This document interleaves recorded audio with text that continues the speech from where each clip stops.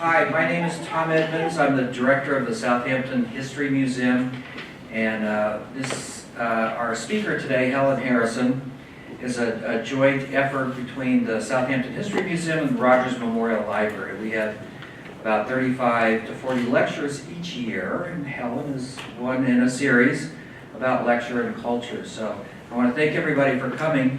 I want to read Heron's biography because it's very impressive.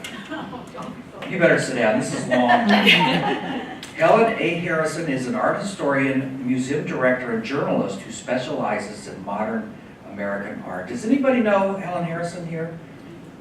Okay, so a handful. She is a native of New York City. She received an A.B. in studio art from Adelphi University and studied sculpture at the Brooklyn Museum School of Art and Hornsey College of Art in London. She also received an M.A. in art history from Case Western Reserve University. We have to talk about Cleveland sometime. Where her research focused on New Deal federal art patronage programs. In 1990, after serving as curator at the Parrish Art Museum and curator at Guildhall, she became director of the Pollock Krasner House and Study Center, a National Historic Landmark administered by the Stony Brook Foundation. And if you haven't been to the Pollock Krasner House, I have made a career of working in historic house museums, and the Pollock Krasner House is intact. And it's such a deep experience because the photograph, the hi-fi that they use, is still there along with the albums. I know you know it's a hi-fi. A lot of people call it a stereo, but you are right. That's a hi-fi. I'm from that era. I had a hi-fi. So. But it is, I've spent 30 years, I've seen every historic house museum on the East and West Coast, and this is one of the best. And Helen is a treasure for keeping it the way it is. Let me continue. Between 1978 and 2006, Harrison wrote art reviews and feature articles for the Long Island section of the New York Times. That's very impressive. Now deceased. The New York Times is deceased? No, oh, I know. She is the author of many exhibition catalogs. Her books include Dawn of a New Day, The New York World's Fair 1939. I have to read that one. 2 monographs, one on Jackson Pollock and the other one on Larry Rivers. Such Desperate Joy, Imagining Jackson Pollock. Another one is Hampton's Bohemia, 2 century of artists and writers on the beach. The Jackson Pollock Box, An Exquisite Corpse, Death in Surrealist New York. Oh, these sound great. I mean, look at this nice woman here. Got these great books coming out of her. And now her most recent book, An Accidental Corpse. She lives with her husband, the artist Roy Nicholson, in Sag Harbor. Please help me welcome Helen. Thank you, Tom. That was really superlative, and I feel my life flash before me. Anyway, thank you all for coming. I'm really grateful to the library and to the museum for co-sponsoring this. I'm only sorry that Penny Wright couldn't be here. I understand she's in Budapest, but she and I worked together at the parish. She was the registrar when I was the curator. So we do go way back.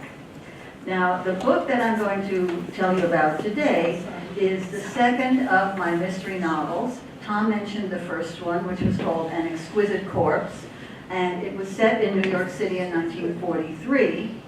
I had never written fiction before. This was my first attempt at fiction, and it took me a very long time to do it because I had never written fiction before. But I don't know, my husband said to me, where did you get that idea? And I said, frankly, I really don't know. I guess that's the surreal part of it, because The Exquisite Corpse, if you know anything about that genre, it is a game that was played by the surrealists in the 1920s and 30s. They would take a piece of paper, and they would do it in a group. One would draw a head, and then fold it back so you couldn't see it. And the next one would draw the torso and fold that back so you couldn't see it. And then the next one would draw something else, like maybe the pelvis, and fold it back. And then the last one would draw the legs. So when you unfolded like an accordion, you would wind up with this figure of all mismatched parts. And that's The Exquisite Corpse. It actually comes from a nonsense poem that the Surrealists wrote as well. So that became a parlor game that they played, and when they came to the United States during World War II, they brought this with them, and some of the Americans would play it as well. But of course, you know, what a perfect title for a murder mystery, right? And what I did was to use real characters, people who actually existed and were in New York at the time, the Surrealists in exile, and mix them up with fictional characters to solve a murder that didn't occur in reality. The real murder, the real death, it was an artist named Wilfredo Lam. That's dramatic enough. His name was Wilfredo Lam. He was Cuban, but his father was Chinese. So he was half Cuban native and half Chinese. And I thought, what a perfect character, because it could lead you in two different directions when you're looking for who might have killed this guy. It could lead you into Spanish Harlem and the Cuban community, or it could lead you into Chinatown and the Chinese community. Well, that was the reason that I killed off Wilfredo Lam in 1943, although in fact he didn't die until 1982 in Paris, not in New York. But then I invented a couple of police officers to work on this case. One of them was in Spanish Harlem, a female officer named Juanita Diaz. And there were a few female officers on the force in 1943, so she wasn't implausible, but she didn't exist. Then the other one was a typical Irish cop, and his name was Brian Francis Xavier Fitzgerald. Could you get more Irish than that? Probably not. And he is the cop in Greenwich Village, because Lam actually was living in Greenwich. Well, he wasn't really living in Greenwich Village, he was in Cuba, but anyway, I put him in Greenwich Village, near all the other artists who were in fact alive and living in that area. So these two cops do their job, and as they are doing the investigation, they fall in love. And at the end of the book, they're planning to get married. Well, fast forward from 1943 to 1956, when this book is set, and they are now married, and they have an 8-year-old son. Because, I finished the book, it's over, but I had these two characters whom I'd invented, and I thought, I really like these people. I think I'm kind of fond of them. I'd like to give them something else to do. So what can I give them to do? Well, let's bring them out to the Hamptons and get them into some trouble out here. So that's what I did. This book is set in East Hampton in 1956, and it revolves around the actual death of Jackson Pollock in an automobile accident. Now, researching the first book, of course, this is my specialty, is the 20th century art, so I knew about the Surrealists in exile, I knew what was going on in New York at the time, but I wasn't quite born, so I didn't really have the experience. Now, I was 12 years old in 1956, and I was not out here, I was still in New York City, I was not frequenting the Cedar Bar, so I had to use research that I had done over many years, and of course the story of Pollock's death is very well known. He was killed in a one-car accident on Fireplace Road in Springs on the night of August 11th, 1956. He had two passengers, he had two passengers in the car with him. One was his lover, Ruth Kligman, and the other was her friend, Edith Metzger, who had come out from the city for the weekend. Now, Pollock, as you probably know, was married to Lee Krasner, but Lee had gone to Europe. She had left on July 14th. She was supposed to go with Pollock to Paris and kind of do a victory lap around Europe, the great American artist, God's answer to the European avant-garde, and he decided not to go because he had started having an affair with Ruth in the spring, and he wanted to stay home with her. Lee decided that she would go anyway, and her friends had told her, that's a good idea, because this is not going to last. She's 26 years old, he's 44, and as Jeffrey Potter mentioned, a very old 44. He was no longer painting. He was in the depths of alcoholic depression, and she's not going to be able to put up with him. She's 26 years old, girls just want to have fun. So Lee goes off, and within a month, Pollock is dead. So you can imagine this was a terrible shock to her. She felt anger, she felt guilt, she felt so many emotions that were just conflicted within her. But she came back from Europe, she took care of the funeral, and of course subsequently managed his estate brilliantly, left an estate worth $21 million of her own, that set up the Pollock Krasner Foundation, which is the organization that gives grants to artists. So that's not the house. The House Museum was separated from her estate by her will, and it was taken over by Stony Brook University, who operate it today. And this is our 31st year. So anyway, that's the background. But I decided that what I would do, 2 people died in the car crash. I decided that one of them was going to be already dead before the crash. And that is Edith Metzger. Obviously not Jackson, because he was driving the car. But that is the hook. So let me show you.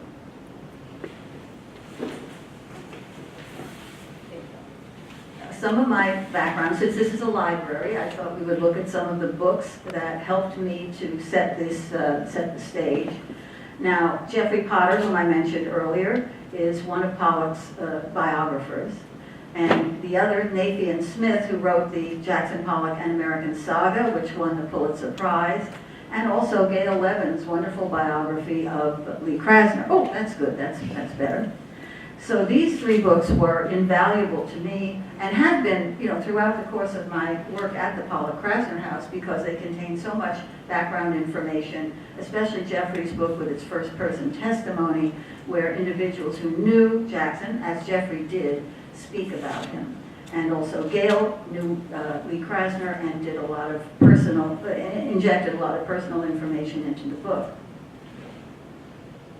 Then, of course, Ruth, who survived the car crash, went on to write a memoir of her 5-month affair with Pollock, which she called, fittingly enough, Love Affair. And you can see that rather soigné photograph on the back, which was Ruthie to the T. Then I was noodling around on the internet. I needed some place for the Fitzgeralds to stay. So I thought, let's see what was available for people to stay in 1956. I knew the Hunting Inn was, but I thought something by the beach, and I knew about the Sea Spray Inn. So I'm looking on the internet, and there is this little memoir by a guy named Ray Aarons, who was a busboy and waiter at the Sea Spray in the 1950s. Well, what could be better? For $10, I buy the book. He turns out to be a really nice guy, by the way. He lives up in Connecticut. And there was all this background information about what it was like inside the Sea Spray, which burned down in 1978. So there was no way to actually physically go there and check it out. So it really was enormously helpful, and just the kind of color that you want to get into a fictional book that's set in a real place. And of course this is I didn't invent this genre, many people have done this. But what is a little bit different is that real characters interacting with fictional characters. And I guess the masterpiece of that genre is Ragtime by E.L. Doctorow. But so these are some of the elements that I use to construct the setting. Then I had to have characters. So I had to envision, of course, this is the major motion picture coming up, right? So I had to envision the characters. Well, I thought Prince Harry made a pretty good substitute for Fitzgerald, who's known as Fitz. Red hair. Unfortunately, he has blue eyes and Fitz has green eyes, but he's squinting a little so you can't tell. And they could use a contact lens on him, right? And then, of course, I thought Juanita Diaz, she's a redhead, she's got brown eyes, and I thought Julia Roberts would be just right for her. And the little boy, their son, who's known as TJ, Timothy Juan, 8 years old, I just Googled redhead, brown eyes, 8 years old, and came up with this little character who is nameless, but anyway, perfect for the part. So now you can see the characters more or less as I see them.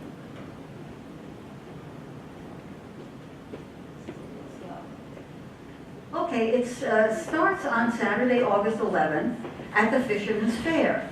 Now, as it happens, last year, when the book came out, it came out in August of 2018, the Fisherman's Fair actually was on August 11th, which is unusual. It's usually a little bit later. But it did happen. Unfortunately, it was kind of rained out. I mean, these photographs were not taken on that day.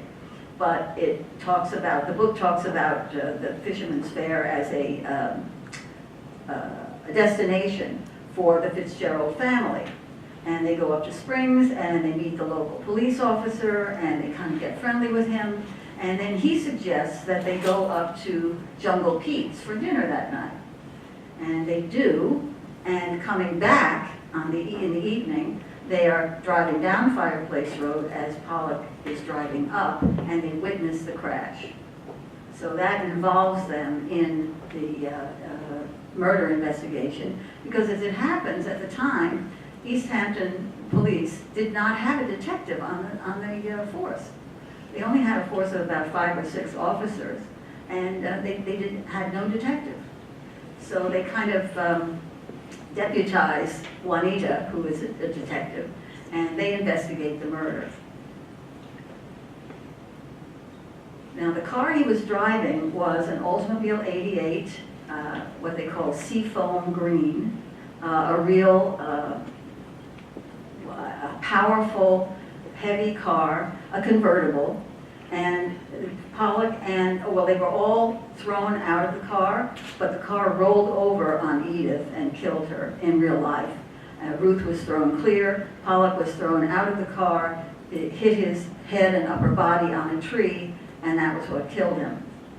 But there's no photograph of Edith. That photograph of Jackson and Ruth sitting on the rocks out behind the Pollock house was taken by Edith. But no one has ever been able to find a picture of her. But she is described in Ruth's memoir as having very dark brown, pixie cut hair and bright blue eyes. So once again, I go to Mr. Google, I say pixie cut, dark hair, blue eyes, and I came up with that photograph, which is more or less what Edith would have looked like.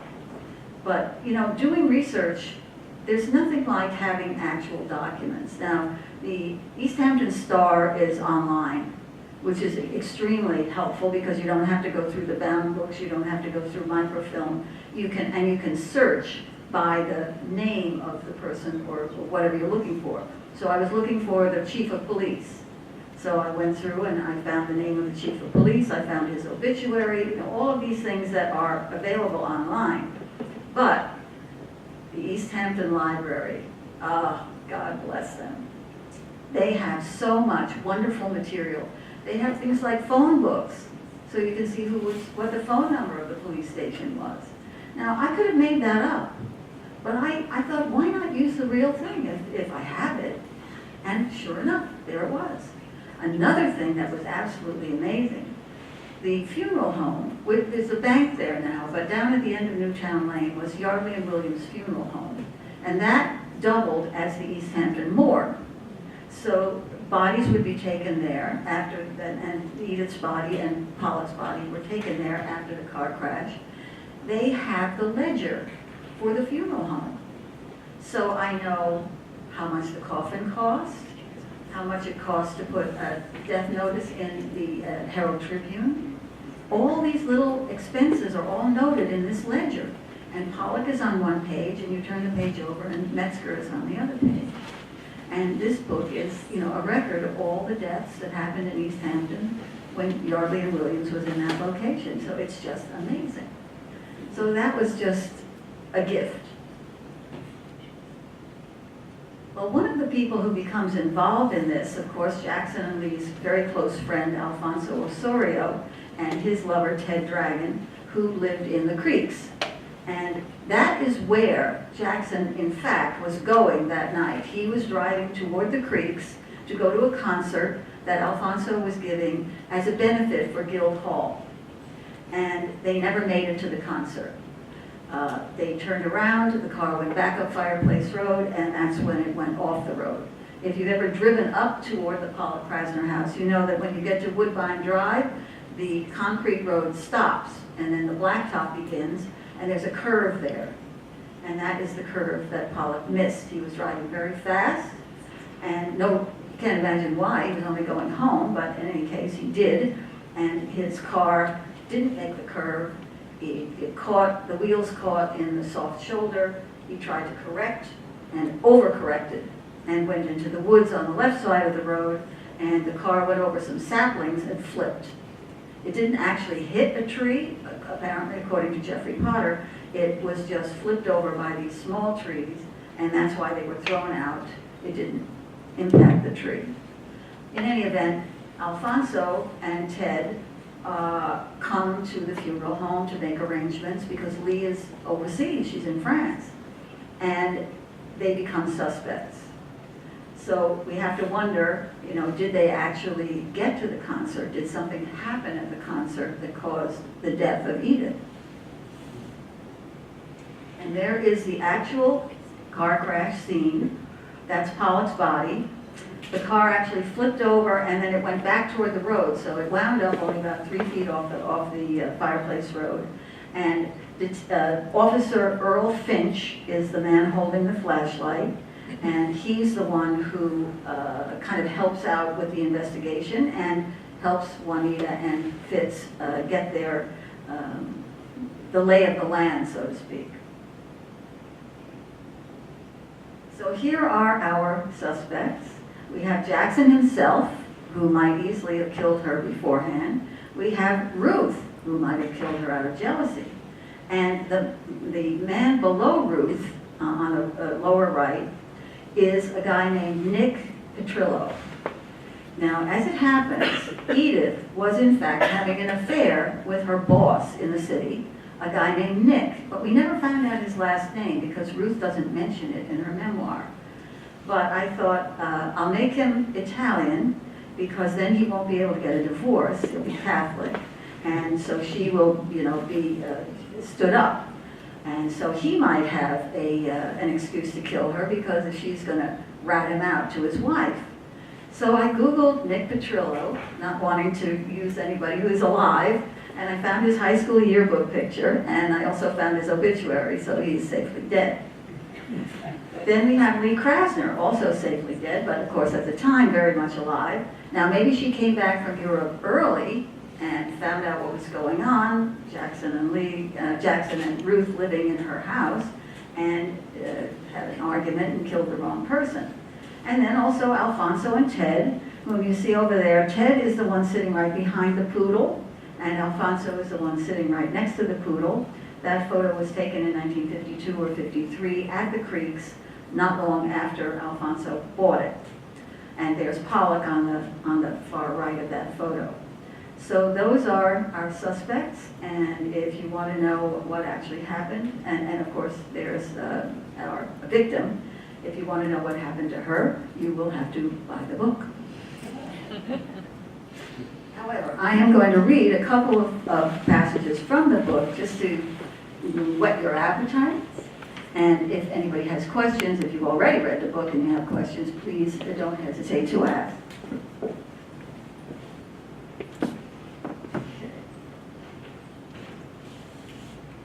Now, Ruth met Pollock in New York City at the Cedar Bar. And it was in the late February, early March of 1956. She had actually set her cap for him. She had asked Audrey Flack, who was a friend of hers at the time, who were the most important artists in New York. And Audrey said, in what order? And Ruth said, from one down the list. And she said, well, Jackson Pollock's #1, Bill de Kooning is #2, Franz Klein is #3. And in fact, Ruth wound up having affairs with all of them and quite a few more. Ruthie had a very active social life. But she decided that she was going to meet Pollock, and she was told that he frequented the Cedar Bar on a particular night when he would come in from East Hampton to go to the psychiatrist. So she figured out how she could hook up with him there. So I'm going to read that little passage. Determined to take full advantage of this opportunity, Ruth dressed to impress. Wearing an eye-catching white coat over a form-fitting black dress, shod in spike heels that flattered her legs, With her hair expertly styled in an updo by Edith that afternoon, she crossed the threshold of the Cedar Tavern determined to seduce the most important painter in New York. The appointment with her indecisive artist was simply a fortunate convenience to be concluded as quickly as possible. She was working in an art gallery and she arranged to meet one of the artists at the Cedar Bar. But as soon as she got inside, she realized that she was overdressed and out of her depth.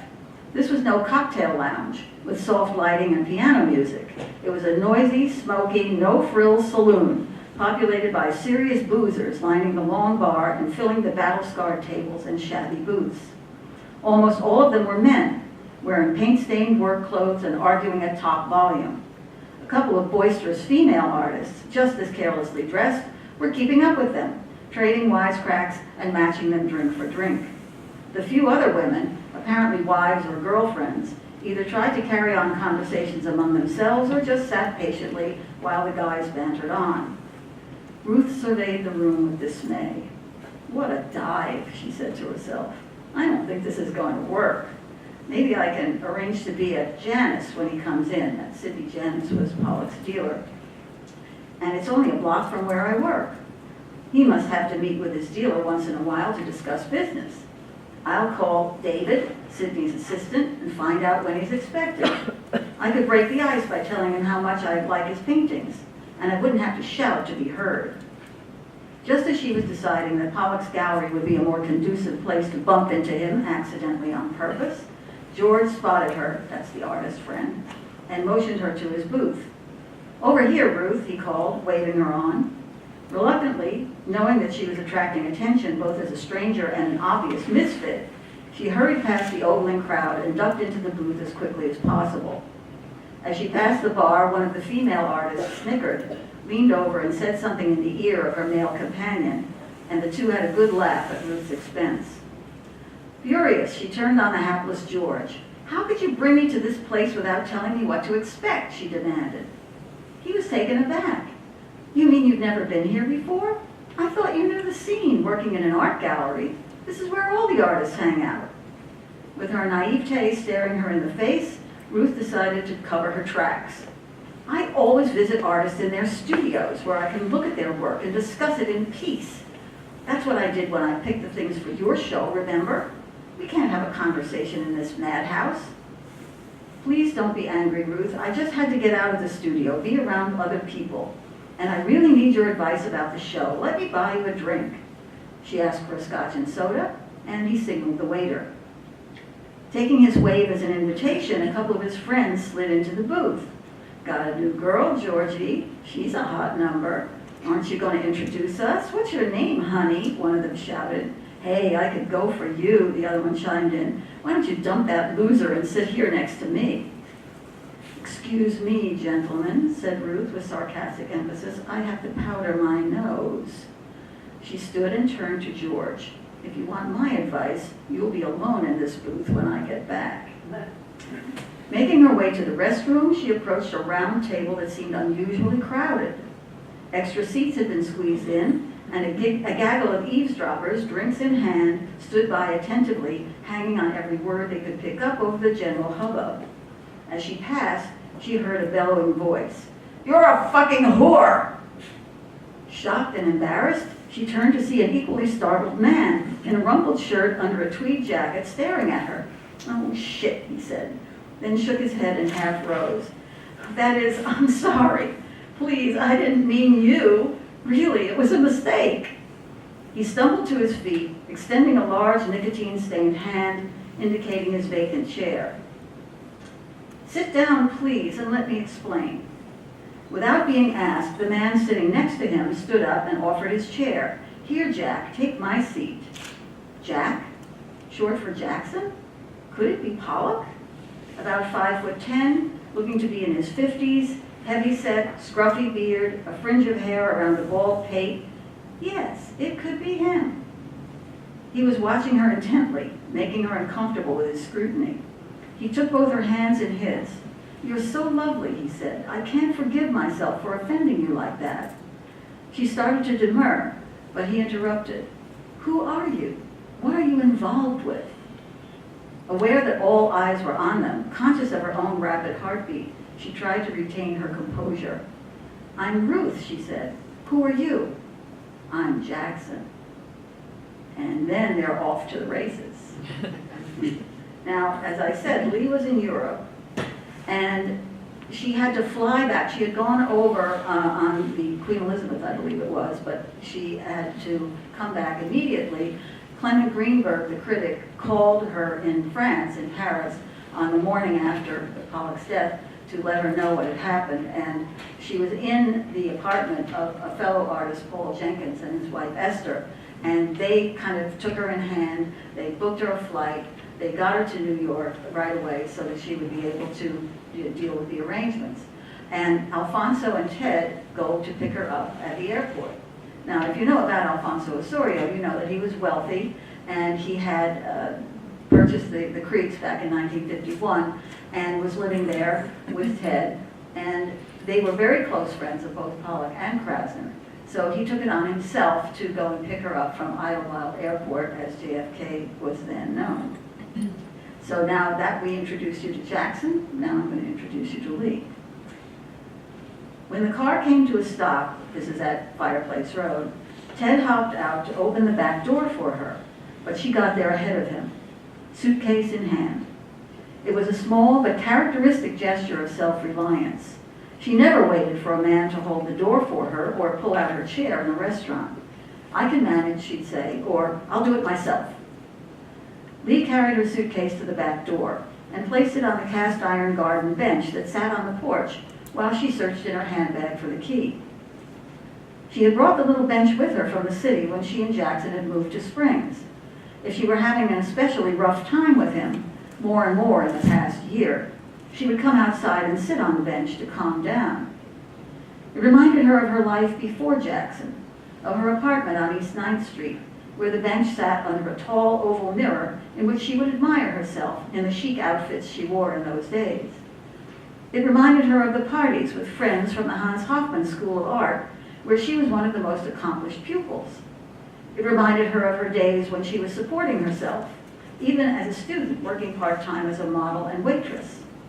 Later, when the WPA Federal Art Project came along, she pulled down a regular paycheck, like any other respected professional, and rose to the rank of supervisor.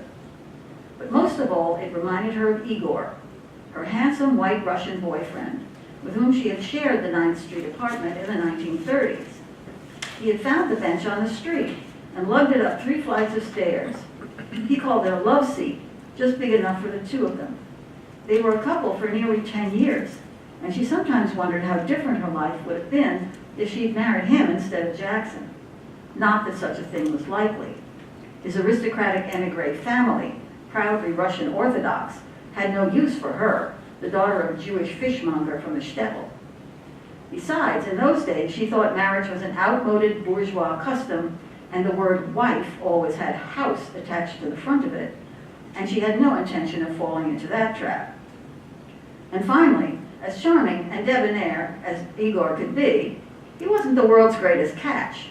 He was feckless, he drank too much, and he was serially unfaithful to her, sometimes bragging about his conquests right in front of her.